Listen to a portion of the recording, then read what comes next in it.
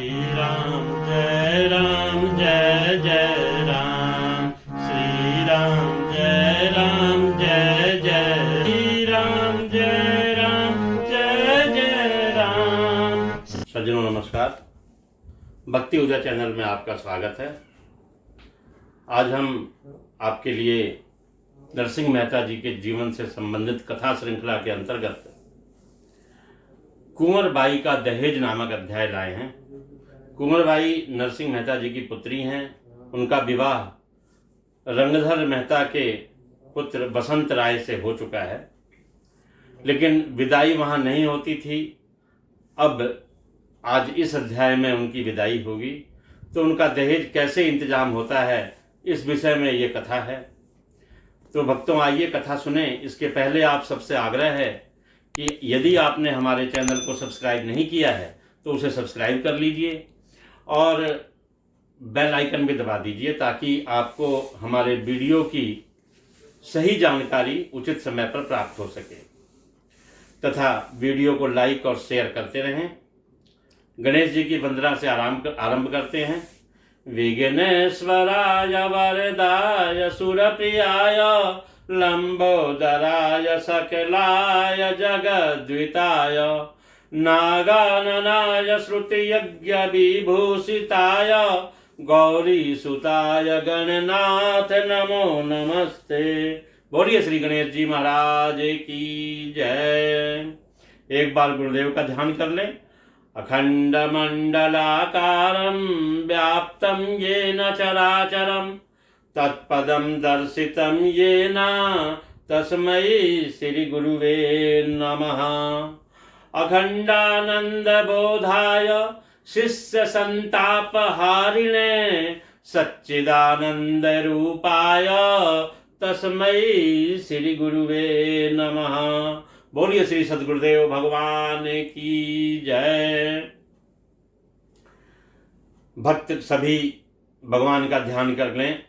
शांताकारं भुजगशयनं पद्मनाभं सुरेशं विश्वाधारं गगनसदृशं मेघवर्णं शुभांगं लक्ष्मीकान्तं कमलनयनं योगिभिर्ध्यानगम्यं वंदे विष्णु भवभयहरं सर्वलोकैकनाथं। बोलिए वासुदेव भगवान श्री कृष्ण की जय।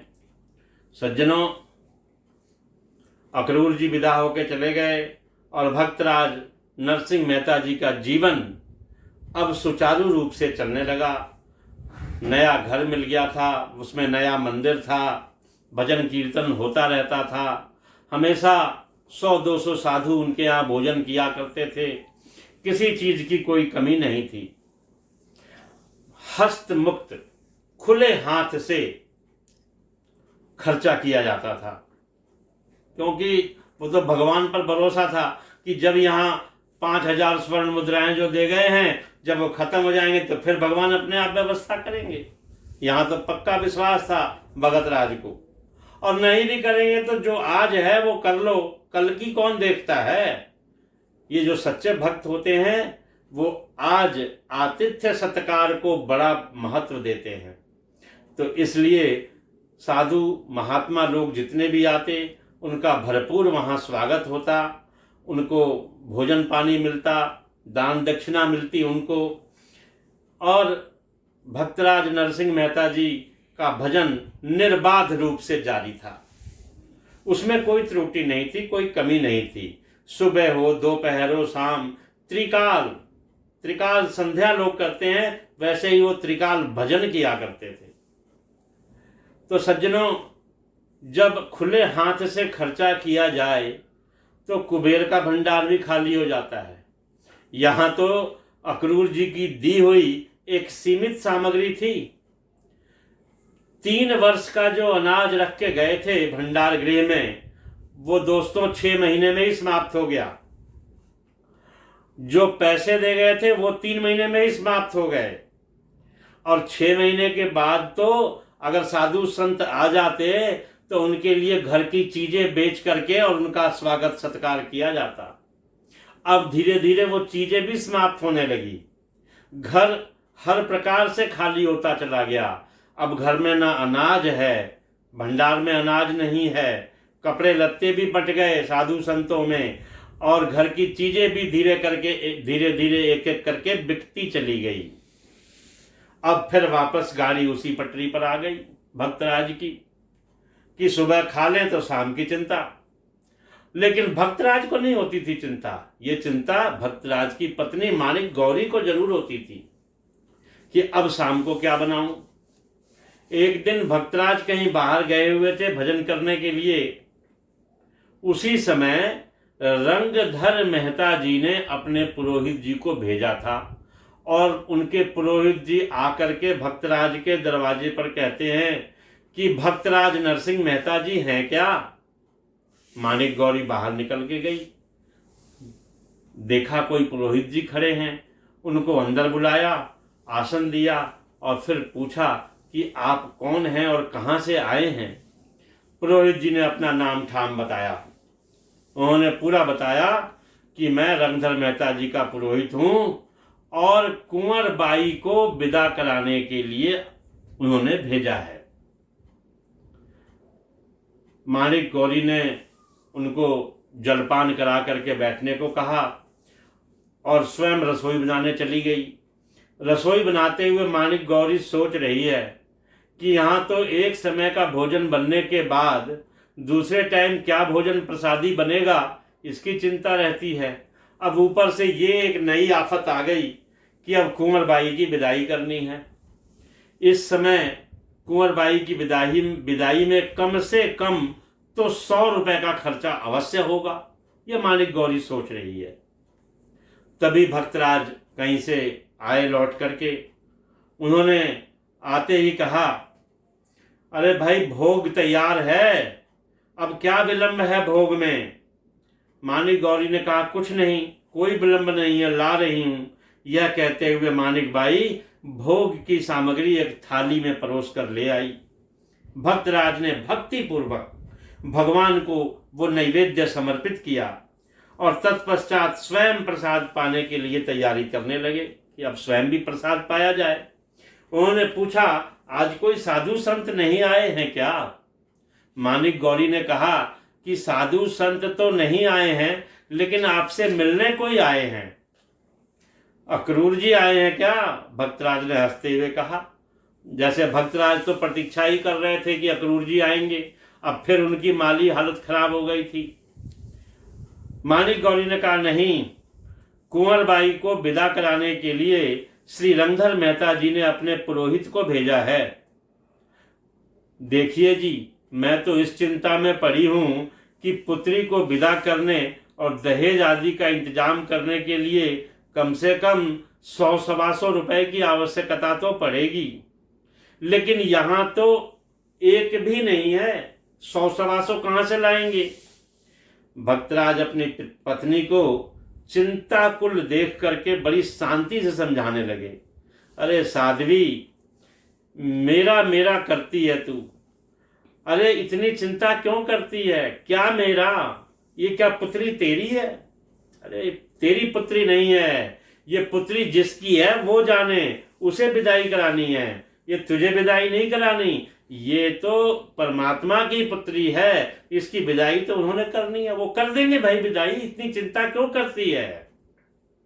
नाथ, कल तो पुत्री को भेजना ही होगा और आज हमें देने के लिए कोई कपड़ा लत्ता तक नहीं है, कहाँ से हम करेंगे। आप तो हमेशा भगवान भगवान करेंगे, भगवान करेंगे। अरे भगवान कब करेंगे, यहाँ पुरोहित जी आके बैठे हुए हैं। मेहता जी हंसते हुए पुरोहित जी के पास गए, जाके उनसे मुलाकात किया तो पुरोहित जी ने कहा कि मेहता जी जल्दी से जल्दी अपनी कन्या का विदाई का व्यवस्था कर दीजिए।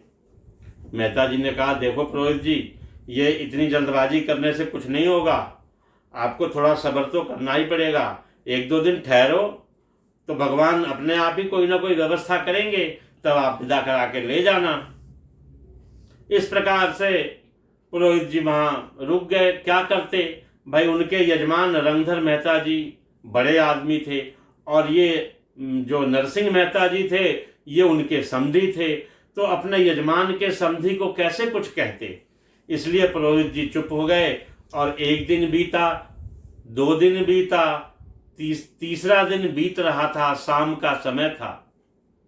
तभी पुरोहित जी भक्तराज के पास आए और बोले कि भक्तराज, मैं 3 दिन से यहाँ हूँ और देख रहा हूँ कि आप कोई व्यवस्था नहीं कर रहे हैं। रोज आपका वही नियम है, सुबह उठना, भजन कीर्तन में लग जाना, फिर प्रसादी पा लेना, फिर दोपहर के समय फिर भजन कीर्तन कर लेना, फिर शाम के समय भजन कीर्तन करना।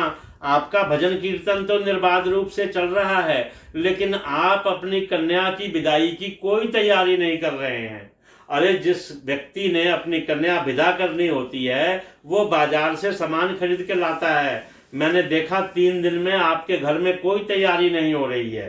तो आप कुछ करो या न करो, आपके पता नहीं भगवान कब करेंगे आपकी कन्या का विदाई, लेकिन मैं तो कल अवश्य ही आपकी पुत्री की विदाई करा के ले जाऊंगा और मुझे कल अवश्य ही जाना होगा। पुरोहित जी ये कह करके चले गए। अब भक्तराज थोड़ी चिंता में अवश्य हुए, लेकिन फिर उन्होंने अपने मन को समझाया, अरे नरसिंह क्यों चिंता करता है, ये तेरी चिंता करने वाला तो कोई और है, वो वासुदेव भगवान श्री कृष्ण, वो अवश्य तेरी चिंता दूर करेंगे। और इस प्रकार निश्चिंत होकर के फिर भक्तराज विश्राम करने चले गए, सो गए।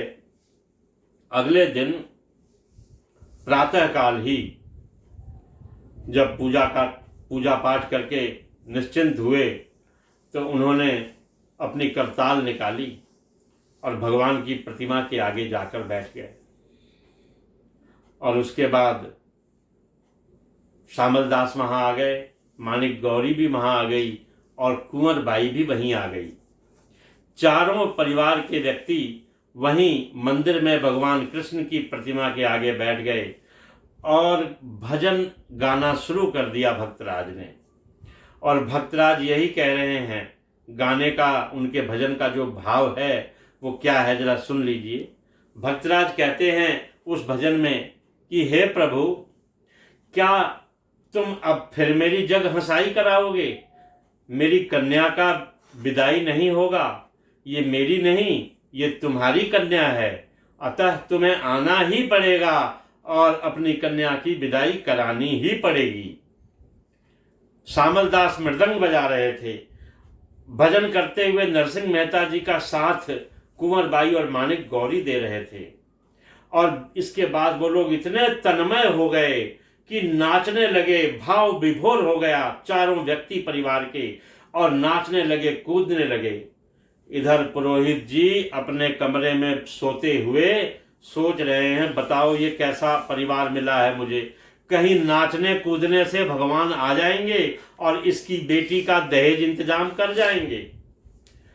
लेकिन मुझे क्या, मैं तो आज शाम को लेके चला ही जाऊंगा, यह निश्चय है। मैंने आज का वायदा कर रखा है भक्तराज को, आज शाम को तो मैं विदाई करा के ले ही जाऊंगा। फिर थोड़ी देर बीता, 10-15 मिनट के बाद अचानक इन चारों की आवाज का जो टोन था वो बदल गया। कैसा टोन आया, तो प्रसन्नता सूचक, उसमें प्रसन्नता झलक रही थी, खुशी का अतिरेक था जिसे हर्षा अतिरेक कहा जाता है। और उछलते कूदते एकदम भाव विभोर होकर के वासुदेव भगवान श्री कृष्ण की जय, वासुदेव भगवान श्री कृष्ण की जय, वासुदेव भगवान श्री कृष्ण की जय जयकारे लगाने लगे। जब शोर बढ़ गया तो पुरोहित जी बाहर निकल के आए और बाहर निकल के जब मंदिर के सामने पहुंचे तो वहां का नजारा देख करके पुरोहित जी स्तब्ध रह गए। एकदम सामने भगवान श्री कृष्ण विराजमान थे और उनके साथ में रुक्मणी जी विराजमान थी। रुक्मणी जी अपने हाथों से कुंवर बाई को हार पहना रही हैं, अपने हाथों से वस्त्र पहना रही हैं और वस्त्र पहना करके उन्हें तैयार कर रही हैं। भक्तराज और उनकी पत्नी अलग खड़े हैं और हाथ जोड़ करके भगवान कृष्ण की तरफ देख रहे हैं और भगवान कृष्ण एक एक करके सारी सामग्री निकाल के पकड़ा रहे हैं रुक्मणी जी को, और रुक्मणी जी कुंवर बाई को तैयार कर रही हैं, दुल्हन का वेश बना रही हैं। यह देख करके पुरोहित जी दौड़ते हुए साष्टांग जाके भगवान कृष्ण के चरणों में लौट गए, और वहां से उठे, जब भगवान कृष्ण ने उठाया तो वहां से उठ करके भक्तराज के चरणों में लौट गए। भक्तराज, आज तो आपके यहाँ आकर के मेरा जीवन भी सफल हो गया, मुझे भी साक्षात भगवान के दर्शन हो गए, आपकी बड़ी कृपा हुई मुझ पर। भक्तराज उनके बात का कोई उत्तर न दे रहे हैं, क्योंकि वो तो तन्मय हैं, भाव विभोर हैं, केवल भगवान कृष्ण के मुखार बिंद का दर्शन करने में। जब रुक्मिणी जी ने पूरी तरह से कुंवरबाई को तैयार कर दिया, दुल्हन का पोशाक उन्हें पहना दिया, फिर अन्य लोगों के लिए जो दहेज का सामान था वो भगवान कृष्ण ने सौंपना शुरू किया। तो भक्तराज ने कहा, प्रभु ये सब मुझे क्यों दे रहे हैं, ये पुरोहित जी को दीजिए, यही जाएंगे रंगधर मेहता जी को देंगे। अब पुरोहित जी को सारा सामान एक एक करके दिया गया, ये फलाने के लिए, ये फलाने के लिए, ये फलाने के लिए, पूरे परिवार के लिए वस्त्र और आभूषण दे करके भगवान कृष्ण ने कहा, अब भक्तराज आपकी कन्या का दहेज मैंने दे दिया, अब अगर आपकी आज्ञा हो तो मैं अपने धाम को पधारूं। भक्तराज हाथ जोड़कर खड़े हो गए, प्रभु आपकी बड़ी कृपा, और अब आप अवश्य ही अपने धाम जा सकते हैं। इस प्रकार दोनों कृष्ण भगवान और रुक्मिणी जी वहां से अंतर ध्यान हो गए। बोलिए वासुदेव भगवान श्री कृष्ण की जय। सज्जनों, ये कुंवरबाई का दहेज नामक अध्याय यहीं पर पूर्ण होता है। हम कल फिर एक नया अध्याय लेकर आपके सामने आएंगे। तब तक के लिए गोविंद जय जय, गोपाल जय जय, गोविंद जय जय, गोपाल जय जय, राधा रमन हरि गोविंद जय जय, राधा रमन हरि गोपाल जय जय, गोविंद जय जय, गोपाल जय जय, गोविंद जय जय, गोपाल जय जय, राधा रमन हरि गोपाल जय जय। जय श्री कृष्णा।